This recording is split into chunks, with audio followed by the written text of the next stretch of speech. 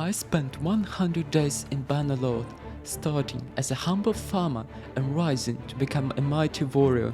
I conquered castles and tasted bitter defeats, but I'm getting ahead of myself because it all starts here on the training ground. I met with my brother. We had been searching for the bandits who had taken our siblings for several days, so we decided to split up. Right after I left the village, I came across a wounded soldier. I tended his wounds and gave him some water. In return, he gave me a small artifact tied to an important mystery that I had yet to uncover. I chose my family name and designed a banner. Then I headed to a nearby village to recruit some men. I also reviewed my skills and allocated some available points. In addition, I needed to establish my clan by fulfilling several requirements and investigate the mystery of Neretz's folly. My journey led me to a city in the Northern Empire. The streets were filled with life, bustling with merchants and townfolk. I even tried to enter the Lord's Hall, but I was denied due to my lowly status. So I headed over to the arena and found out where the next tournament would take place. Afterward, I traveled to a nearby village, gathered more recruits, and spoke with the noble lord. He told me about a great battle called Pandrake and advised me to seek the ruler of the Northern Empire to learn more about this event. Before setting off, I reviewed my skills once more and chose the self-promoter perk to increase the renown I would gain from winning tournaments. The next day, I finally made it to Zionica, where the next tournament was being held. Confident in my skills, I placed a bet on myself to win. The first round was a team battle, but the local level of swordsmanship was so low that I easily dominated every round. I only faced a slight challenge in the final showdown. Nevertheless, I was thrilled to win my first tournament, earning both renown and a new sword. I immediately equipped the sword and paid my way into the keep to meet one of the great lords. It was Garrus, the ruler of the Western Empire. He shared a bit of information about the Battle of Pandrake and provided one of the many clues about Neretz's folly. With this newfound knowledge, I gathered more recruits and confronted a band of looters. I dismounted and charged alongside my troops, staying back with my bow to provide cover.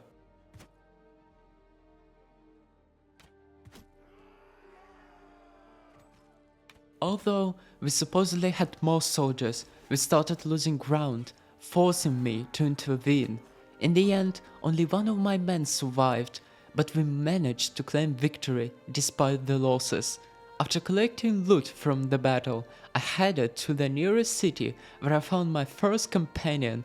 With a remarkable 180 in medicine, he would become a crucial member of my clan. I immediately appointed him as my surgeon. From there, I continued recruiting more troops and traveling through the lands of the Empire. The following day, I reached Lageta and met Sivas the Scholar, who had 120 in engineering. He would be a key element in helping us acquire our first fief, so I decided to add him to our group. By pure coincidence, I crossed paths with Caladog, the ruler of Battania. He shared more details about the Battle of Pandrake. After a brief chat, I recruited some archers and then confronted a band of looters. I made a quick work of them, though I didn't take any prisoners, and unfortunately they didn't really have a lot of loot with them. I still had 8 more lords to speak with to uncover the full truth about the infamous Battle of Pandrake. My next stop was Dunglanis, but the next tournament was held. The first round was a team fight, and we easily overwhelmed our opponents, but in the final round, I faced a noble who was surprisingly skilled, and I ended up losing. Only later did I learn that his skills were over 200 with all melee weapons. Afterward, I checked where the next tournament would be and made my way to Vlandia. It took me a while, but I finally made it to Oxhall. There, I met a formidable warrior, but I needed something else, so I hesitated to hire him. I then went into the tavern, hoping to catch some rumors, but instead I ended up playing some kind of medieval chess or whatever it was. While traveling through Vlandia, I ran into some sea raiders. They were tougher than regular looters, but it didn't matter. We came out on top and I earned some renown and loot from them. On my way back, I crossed paths with the ruler of Vlandia. He shared some useful info about the battle and gave me more clues about the history of the empire.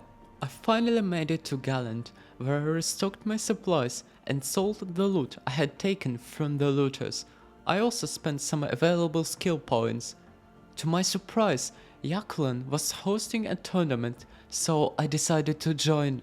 Aside from the first round, which was a chaotic individual horse battle, everything went smoothly and I emerged victorious, winning a valuable horse worth 17k. With my new prize, I bribed my way into the Lord's Hall and met another powerful figure. He filled me in on more details about the battle and gave me another clue. I also upgraded my troops to make my army even stronger. I spotted a bandit hideout and decided to clear it out, but I needed to wait until nightfall to make my move. Once the time was right, I gathered my best troops and we attacked. The ambush went perfectly. Those bandits were completely unprepared. We hit them hard and they didn't even know what hit them. After clearing out the entire band, a big dog showed up, but it didn't change a thing. I grabbed the loot and moved on with my plans. Once I returned to the city, I went to the tavern and found an interesting warrior. His scouting skills were incredible, so I decided to bring him along. While traveling, I was ambushed by bandits. They had more men than I expected. As soon as the battle started, I charged in and caused as much damage as I could. With only a few injuries on my side, we managed to win.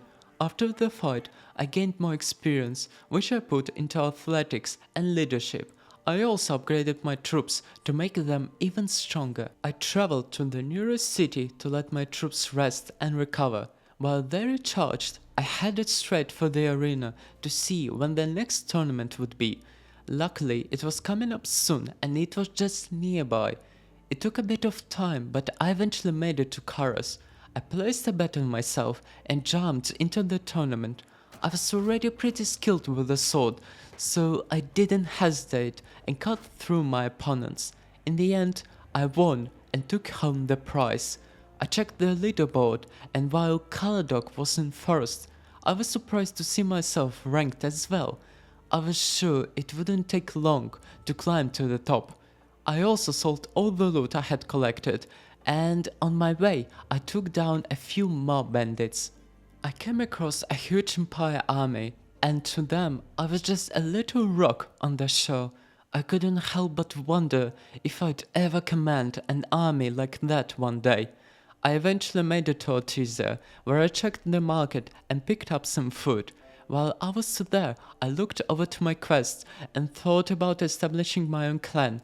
The only problem was, I was still a little short on renown. I arrived at Jalmaris to take part in the local tournament. The first round was a team battle, and even though my teammate and I were separated, we still managed to win easily. In the second round, I was equipped with a bow, while my teammate fought with a sword. He fell, but I managed to win the round. In the next one, I was placed against my own teammate, but it didn't matter. I had to win this one to reach the finals. In the final round, I overwhelmed my opponent with a flurry of blows, and he couldn't do anything to stop me. I gained some renown and earned a pair of decorated plate boots. They were worse than my current ones, so I just sold them. I also bought a new bow and some arrows. I was only 6 renown away from finally establishing my clan, which meant just one more victory in that tournament. I came across more bandits, but by now they posed no threat to me. It was a clear sign of how far I'd come from my old self. I gathered some loot and gained a bit of renown from the fight. I also took the opportunity to upgrade my bow skills, choosing increased bow penetration for both myself and my troops. It was a smart move, considering that my army was mostly made up of archers. I made my way to a nearby city where a tournament was taking place. The first round was a team battle, and I did well, even though I was outnumbered. I hopped on a horse to take on the last enemy, but I fell off, and shortly after, my team lost too. Because of the loss, I decided to buy some new armor. Losing the tournament wasn't a big deal, though I could always go after bandits who didn't stand a chance against me. They had only ranged troops, and I formed a shield wall with my infantry while staying ahead with my bow. I quickly dealt with them and collected the remaining loot. I spotted a hideout, but it was still daytime, so I had to wait until nightfall to attack. In the meantime, I decided to take on some looters. They tried grouping up against me, but it didn't make any difference. Using my already polished tactics, I easily defeated them. I gathered a good amount of loot, and with that, I finally established my own clan. Now I had the option to fight as a mercenary for one of the main factions, and I already knew exactly who I would fight for. On my way to Battanian lands, I came across Varen Castle. Someone inside was tied to my quest, but I was denied access. No surprise there, I was still a nobody, but that was bound to change soon enough. I stopped by a nearby village to recruit more warriors, focusing mainly on archers, especially on Fians. While I was there, I came across a Battanian lord. She didn't know my name, but my intentions were clear. I wanted to become a mercenary for Battania, and every time I fought their enemies, I'd be earning gold, which was definitely a good deal for me. After reaching the new clan tier, I was able to recruit more troops, so I decided to add some more fresh faces to my army, getting ready for the future battles that lay ahead of us. I saw the Empire besieging one of our castles, but there was nothing I could do about it. To make matters worse, there was another army nearby with far more troops, and they were well beyond my league. I'd make a huge progress since my humble beginnings, but I was still nowhere near strong enough to take on forces like that head on. I decided to leave those armies for now and attacked a nearby village under Empire control. They had more troops, but I couldn't imagine losing. I ordered my archers to stay in the back, forming a shield wall in front of them, and waited for the enemy to close in. Once they were within range, I switched to my sword and charged into them. The enemy quickly began to flee, making our victory. Knowing it was too risky to stay in the area, I decided to travel elsewhere. There was another village near Lagetta, so I decided to raid it. Without a proper army to defend them, their chances of winning were futile. After gathering all the spoils of war, I moved on. I also took the opportunity to upgrade my troops, preparing for the battles ahead. As I was scouting for new villages, I noticed that my comrades had decided to lay siege to a castle. I chose to join them, knowing we had the upper hand with far more troops than the defenders. After a while, another army arrived to reinforce us, cementing our chances of victory. Once preparations were made, the captain signaled that it was time to attack. I rushed to the walls and took cover behind some barricades.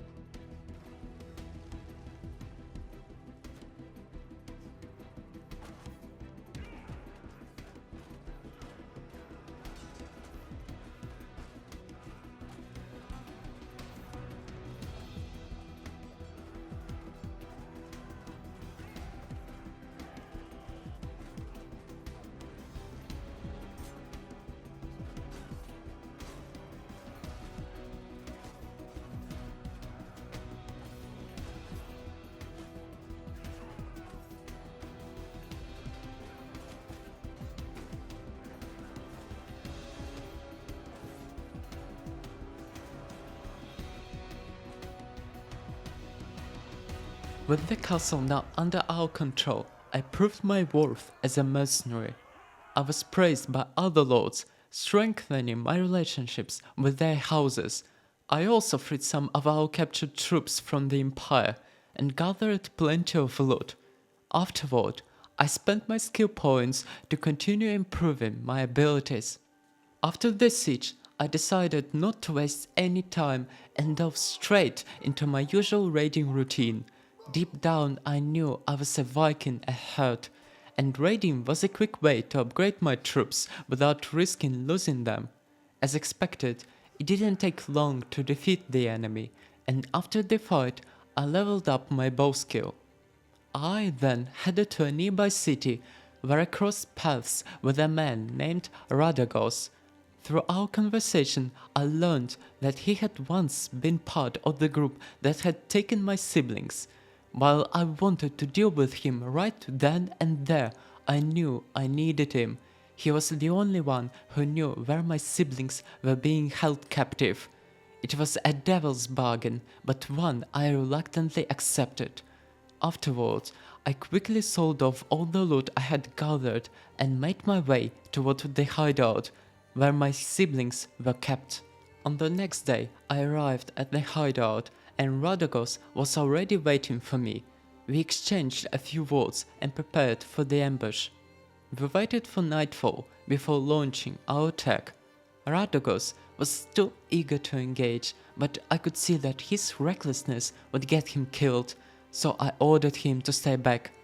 Once we dealt with the guards, Galter appeared. He wasn't interested in talking, so I had no choice but defeat him if I wanted to get to the truth. His bravado turned out to be empty words.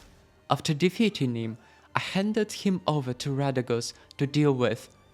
I finally met with my brother, and it was a relief to see that our siblings were alright, but our reunion would have to wait as there were more pressing matters to attend to. I spoke with Radagos, and though he had been involved in the murder of my parents, I chose to let him go. He had helped to save my family, and that weighted heavily in his favor. Before leaving, I gave my siblings some advice on their development. Though they were still too young to join my party, I did, however, decide to recall my brother. His skills as a warrior were exceptional, and he was someone I could not afford to leave behind. Nissan finally joined my party, and together we made our way to the nearest Empire village.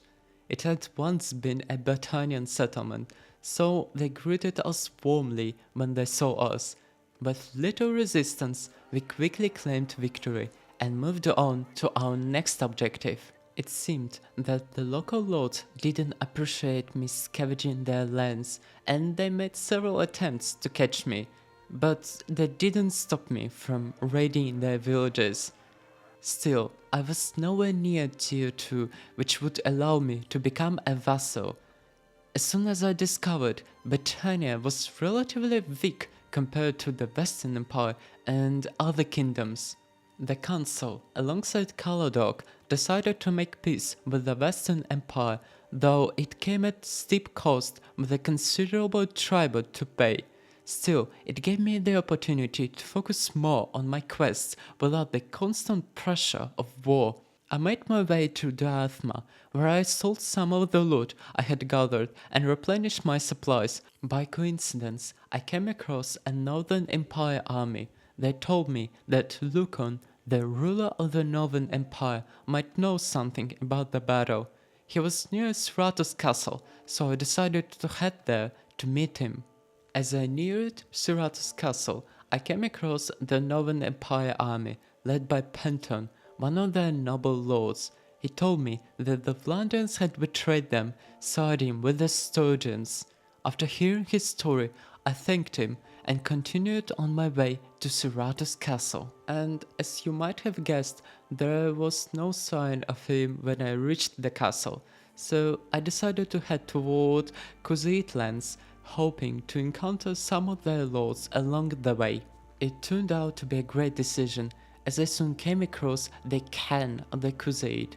He shared some insights about the past and the battle.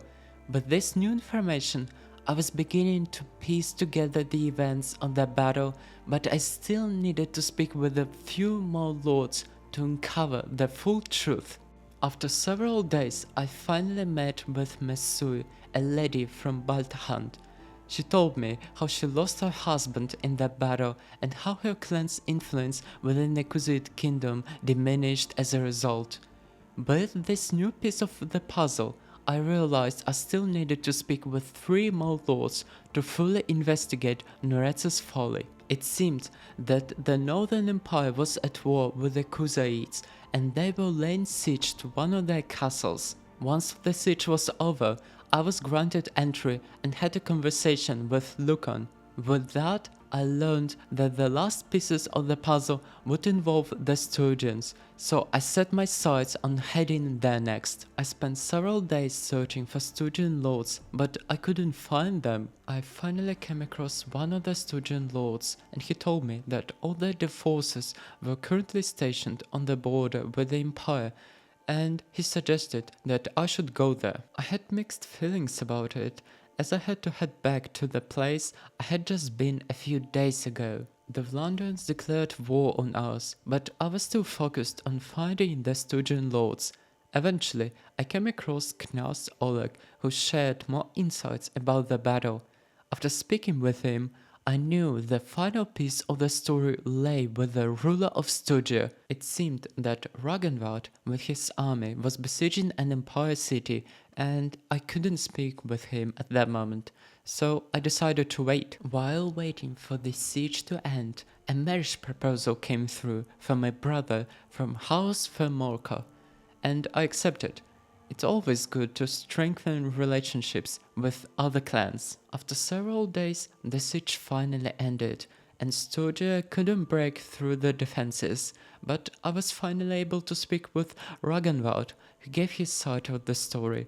With that, I completed the quest, though I still had 2 more people to speak with, one in Marunoth and the other one in Epicrotia, so I headed towards those cities next. I arrived at the nearest city, restored my supplies, and took a little rest before heading out again. I was also thinking about buying a noble bow, but unfortunately I couldn't quite afford it just yet. I finally made it to Epicrotia and met a woman named Istania. She turned out to be a spymaster for the old emperor, and she knew where the missing pieces of the banner were. But she wouldn't share the information unless I promised to use the banner to restore the empire. Even though I wasn't sure what I'd do with it once I had it, I agreed to her terms. She gave me the location and I headed straight for the hideout. Without much trouble, I took down the leader of the bandits and claimed the first missing piece. After that, I made my way to Marunoth to meet with Arzagos.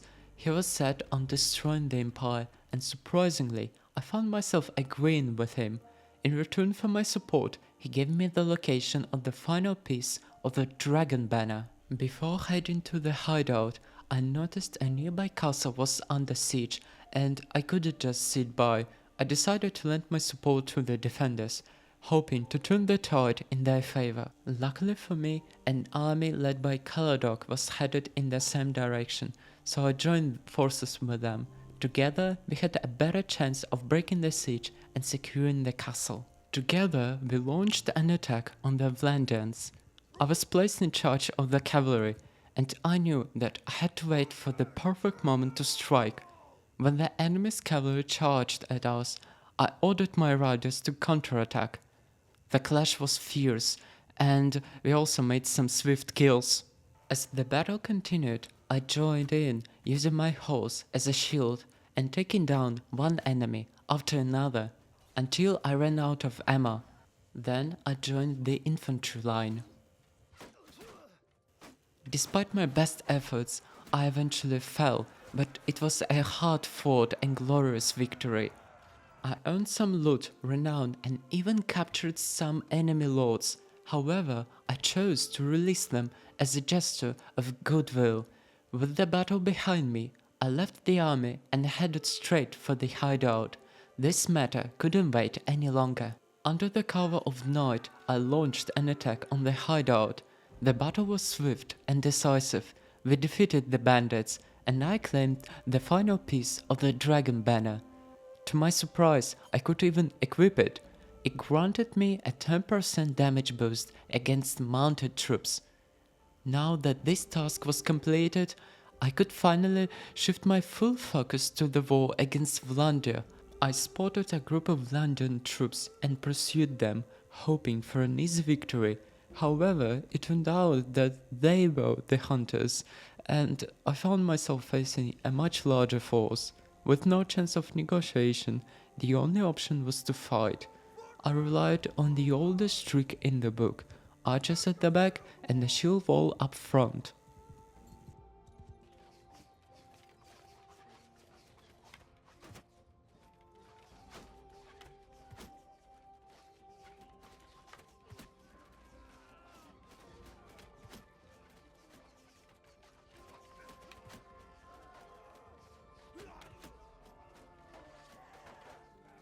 The cavalry almost took me down, but I remained on the front line, refusing to back down.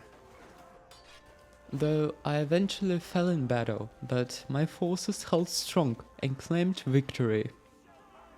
The rewards were plentiful, a lot of loot and renown, and my troops were ready to be upgraded, and I literally needed just one more renown to reach the next clan tier. I arrived at Pencannock and bought some food as well as a new bow, and I also sold some of my loot. On my way, I spotted a Vlandian army laying siege to our castle, and I wanted to help them, so I joined the siege, though breaking into the castle came at a cost. I lost some of my men. Still, it was a small price to pay, and I quickly organized the castle's defenses and built several catapults. And just as another enemy army was about to join the siege, the attackers launched their attack. I joined the archers on the walls.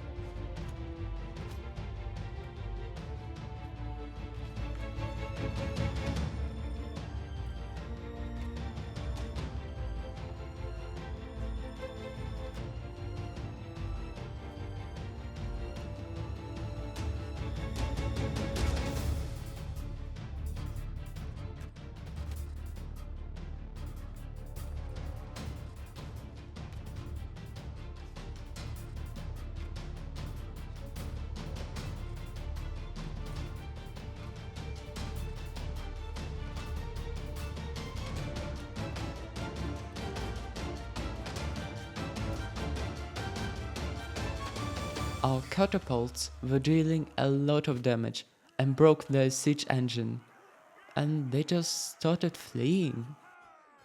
We claimed victory and the castle was secured, and after that battle I finally reached Clan Tier 2. There was no time for celebration, as the second army was just under our noses. Vlandians didn't want to give up on taking this castle. Luckily for us, we had more catapults at this time, and the enemy stood no chance.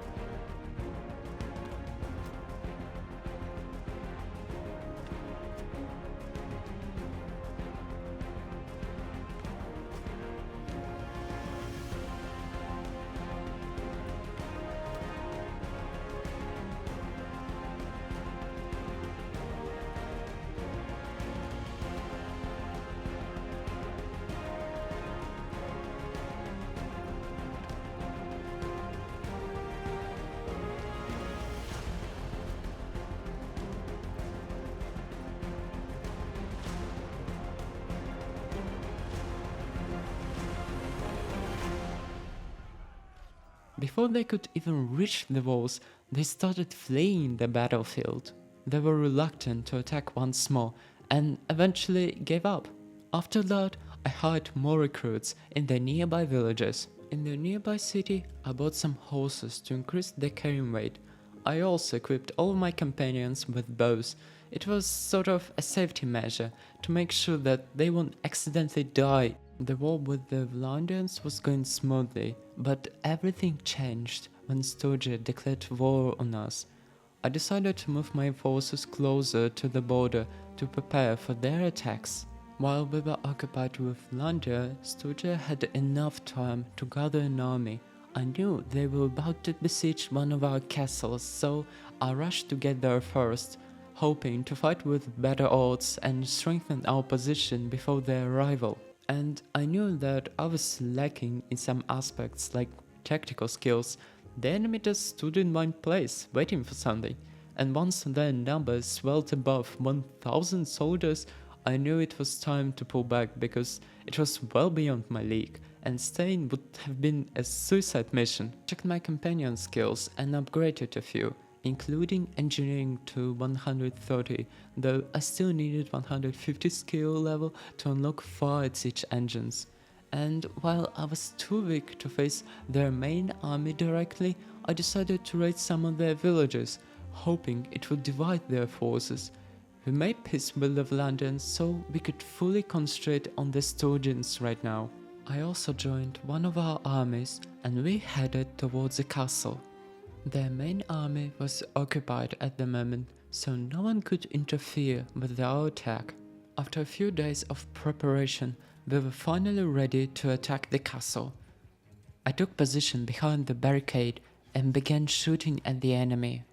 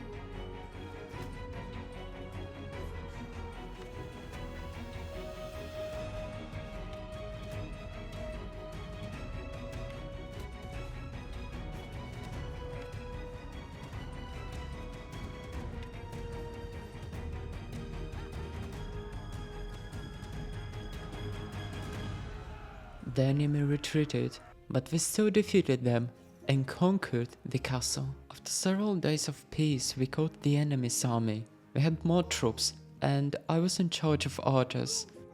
I put them on a hill and joined the fight. That was a great victory. I got some loot and renown. I also let my prisoners go. After this battle, I was able to upgrade my troops. I also put some focus on my skills. On the next day, we decided to attack an enemy castle, but their army was too close, and not only did they have more troops, but they were also better equipped. I knew that fighting them under those conditions would be suicidal, so I pressed a tactical retreat, but it seemed that my colleagues wanted to stay and fight them. It didn't take them long to defeat our forces, but I knew that in order to gain the upper hand in this war, I had to deal with their army. I tried to bite them to fight in this castle, but they were smarter than that. Eventually, I decided to face them in the castle we had just recently taken from them. It didn't have a large garrison, but I was hoping to build some catapults to even the odds. At least, that's what I thought at this moment, because I couldn't imagine that they would attack without any siege engines. Once I reached the walls, I understood why they hadn't brought any siege engines. They didn't need them, they were already at our gates. There were just too many of them.